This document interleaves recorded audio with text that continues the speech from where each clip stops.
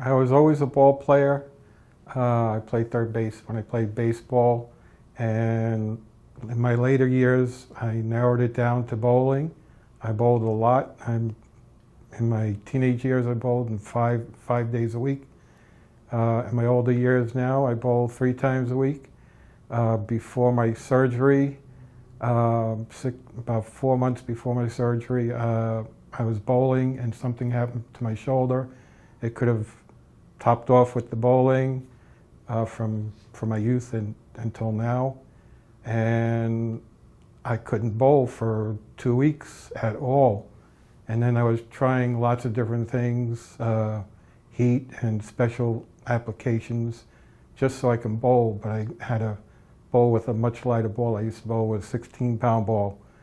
And so I saw Dr. Pinegar, and I came down to, I had a tear in my rotator cuff. So I went in, I took his advice and did the surgery. And it was about 4-month recovery with my therapy and everything. I was very stringent. I did all the exercises at home.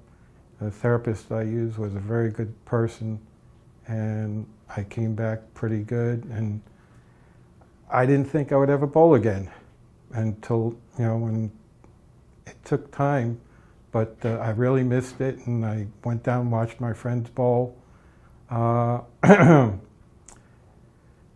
So after about 4 months, I started bowling with a much lighter ball, of course, because I didn't want to re-injure myself. And came time for the leagues again, so I joined the leagues. I was brave enough to join 3 leagues, to bowl 3 times a week. And I was bowling with a 15-pound ball because I had to bowl with a lighter ball. I never thought I would get back to a 16-pound ball, but after a while I was throwing the 15-pound ball too fast.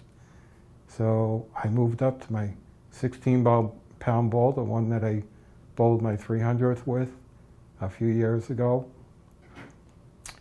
And I'm really, really happy with my progress. I'm doing so well, I'm 100%. Just a few weeks ago I bowled at 298, and I know I'm going to get back to that 300 again.